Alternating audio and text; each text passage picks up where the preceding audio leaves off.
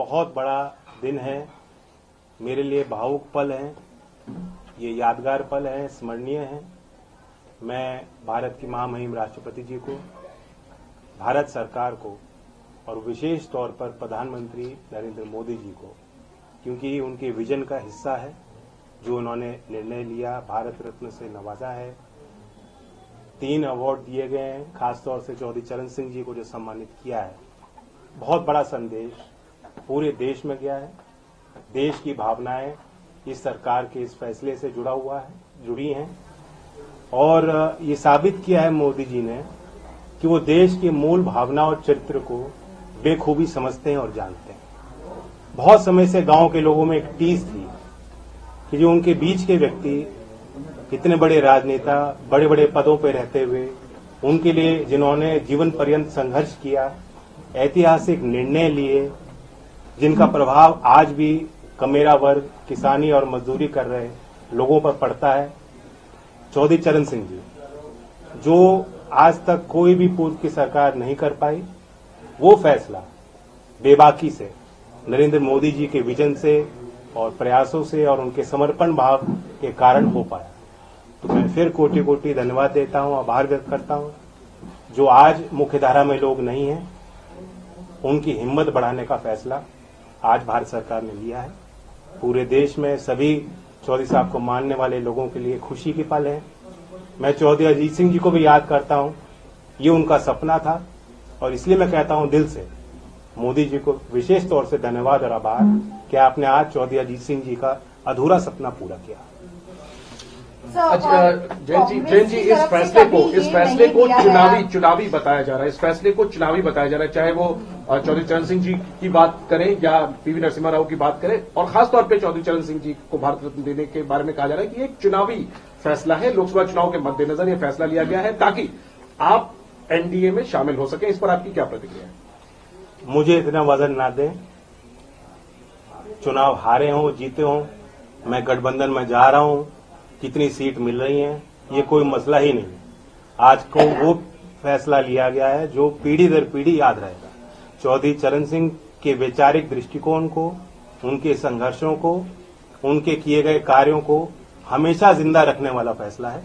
और ये छोटी बातें हैं, अगर कांग्रेस पार्टी का विधिवत एक बयान आया है, मैं इस बयान की आलोचना ही कर सकता हूं। सर, कांग्रेस पार्टी के सरकार में कभी ऐसा नहीं हुआ, क्योंकि राष्ट्रीय लोक दल की तरफ से ये एक लंबी मांग रही है, आज की बात नहीं है।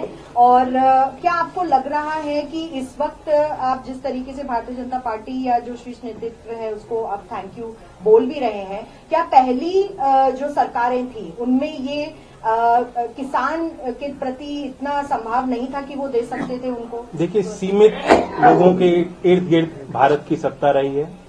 कुछ ही लोगों के जो मुख्यधारा में रहे, हमेशा से उन्हीं के हाथ में फैसले लिए गए हैं, उन्हीं के माध्यम से फैसले लिए गए हैं और अब एक नए भारत में ये सारी चीज बदलती दिख रही है। सर, अखिलेश जी ने कहा है कि चौधरी साहब को भारत रत्न देने की मांग सबसे पहले समाजवादी पार्टी पहले की मैं उनका भी स्वागत करता हूं, जिन ने समर्थन किया, जो इस फैसले के साथ हैं और जो चौधरी साहब के लंबी यात्रा में, जीवन यात्रा में उनके संघर्षों के साथ रहे, उन सबको बधाई देता हूं। ये अकेली कोई हमारी जीत नहीं है, सबकी जीत है और श्रेय सबको जाना चाहिए। पाने की अब आप भाजपा के साथ हाथ मिलाने के लिए तैयार हो, आप भाजपा के साथ हाथ मिला रहे हैं? देखिए, कोई कसर रहती है, आज मैं किस मुंह से इनकार करूं आपके सवाल। जो आपने बात पूछा कि कांग्रेस में पहले निर्णय नहीं लिया गया, मैं तो अंदर से जानता हूं कितनी बार चौधरी अजीत सिंह जी के मन में ये बात उठी, कितने बार उन्होंने प्रयास किए। बहुत मुश्किल से फिर एक बड़ा अच्छा कदम लिया गया था यूपीए 2 के टाइम कि लखनऊ उस समय अमौसी एयरपोर्ट था, वहां चौधरी साहब की प्रतिमा, विशाल प्रतिमा लगाई गई और उसका नाम बदला गया, चौधरी चरण सिंह जी के नाम से आज वो एयरपोर्ट है। मैं जानता हूं कितने गदगद हुए थे चौधरी अजीत सिंह जी उस फैसले से। आज अगर चौधरी अजीत सिंह जी जिंदा होते, कितने प्रसन्न होते, ये मैं अच्छी तरह समझ सकता हूं। तो मतलब ये जैन जी, ये मान लें कि अब आप भारतीय जनता पार्टी के साथ उनके शर्तों के अनुसार उनको ज्वाइन करेंगे और फिर आप यूपी में चुनाव? देखिए, आज कोई शर्त और सीट और चुनाव की बात करना, आज के दिन के महत्व को छोटा करना होगा। ये दिन, ये पल बार बार नहीं आते और इस जश्न में सब लोग शामिल हैं। बीजेपी से सर दूरियां कम हो गई है, इस बात को मान लें हम लोग? जब मैं इतनी बड़ी बधाई दे रहा हूं, प्रधानमंत्री जी ने आज वो फैसला लिया जो साबित करता है कि देश के मूल भावना और चरित्र को समझते हैं। चौधरी चरण सिंह जी के हर एक अनुयायी के दिल को जीतने का काम आज मोदी जी ने किया है। सर, आपका एक चवन्नी वाला जो बयान था बहुत सोशल मीडिया पे वायरल हुआ और जगह जगह लोगों ने उसको देखा, आज आप उसको कैसे देख रहे हैं? मैं अपनी एक भी ट्वीट डिलीट नहीं करूंगा। जिस समय पे मेरी भावना होती है उस अनुरूप परिस्थितियों के अनुरूप अपनी बात रखता हूं। और मैं कहता हूं राजनीति में जो विपक्ष बात कहता है उसे भूल जाना चाहिए, जो सरकार बात रखती है उसे याद रखना चाहिए। सर, जब आप घोषणा कर चुके हैं कि आप एनडीए के साथ अब जा रहे हैं। नहीं, आज एनडीए की मैंने कोई घोषणा नहीं की है। नहीं, मैं सिर्फ रही नहीं है। कसर तो कोई कसर रह गई है, बताओ। इतना बड़ा फैसला लिया हो। ऐसे में अगर आप सीटों के बारे में भी चर्चा कर ले तो मैं कहा सीटों की कोई बात ना मैं आपके साथ करूंगा, ना मैं किसी प्रधानमंत्री या सरकार में शामिल लोगों के साथ बैठ कर करूंगा, बीजेपी के किसी व्यक्ति के साथ नहीं करूंगा। आज तो मैं उनको धन्यवाद देता हूँ। एक सवाल, ये वाकई में आज बहुत बड़ा दिन है आपके लिए और किसान समाज के लिए, खासतौर पर पश्चिमी उत्तर प्रदेश की बात करें, जिस तरीके से चौधरी चरण सिंह जी को भारत रत्न मिला है, लेकिन क्या इससे अग्निवीर का मुद्दा खत्म हो जाता है? क्या इससे किसानों की एमएसपी की मांग जो जिस पर आप लगातार संघर्ष करते रहे थे वो मुद्दा खत्म हो जाता है? क्या इससे जो 1.5 साल दिल्ली की सीमा पर किसान आंदोलन चला जिसमें कई किसानों की जान गई, जो मुद्दा आप उठाते रहे वो मुद्दा खत्म हो जाता है? इसका आप क्या जवाब देंगे?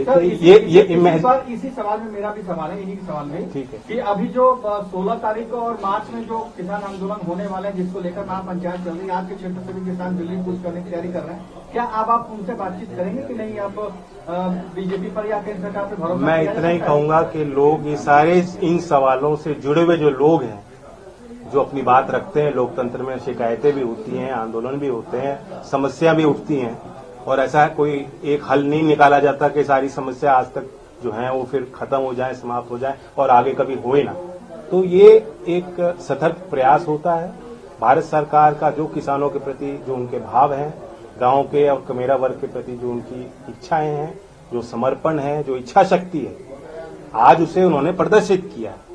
और लोग हिम्मत ले सकते हैं इस निर्णय से कि अगर कोई सरकार चौधरी चरण सिंह जी को इतना बड़ा सम्मान दे सकती है, तो जो मुद्दे चौधरी चरण सिंह जी के अहम मुद्दे रहे, जिनके लिए उन्होंने काम किया, जिस वर्ग के उत्थान के लिए उन्होंने प्रयास किए, उनकी बात भी मानी जाएगी। Thank you. Sir, Akhilesh Yadav ji ने एक बयान दिया था, उनका कहना यह था कि पता नहीं जयंत जी क्यों जा रहे हैं, शायद उन पर कोई मजबूरी रही होगी या उन पर कोई सीबीआई, ईडी, आईटी, वैसे वो हिंट कर रहे थे कि शायद आप पर कोई मजबूरी हुई होगी। इस पर क्या कहें? नहीं, पता नहीं मेरे लिए कहा है, किसी और के लिए कहा। खैर, उन्होंने, मैंने एक बात पढ़ी थी कि दलों को खरीदने में जो सामर्थ्य है बीजेपी का, मैं कोई उनकी बात को काट नहीं रहा हूं। जो उन्होंने बात कही अपने सोच समझ से कही होगी, लेकिन मैं ये कहता हूं कि सरकार ने आज जो निर्णय लिया वो दिल जीता है, कोई खरीदने की बात नहीं है। सर, ओम प्रकाश राजभर कह रहे हैं कि 12 तारीख वो तारीख है जब रालोद एनडीए का हिस्सा बनेगी, तो मान लिया जाए कि 12 तारीख को रालोद एनडीए का हिस्सा बनने जा रही है? पता नहीं, मुझे जानकारी नहीं। ओम प्रकाश राजभर जी को अच्छी जानकारी है। चौधरी अजीत सिंह जी का जन्म दिवस है, हम तो मनाएंगे उस तारीख।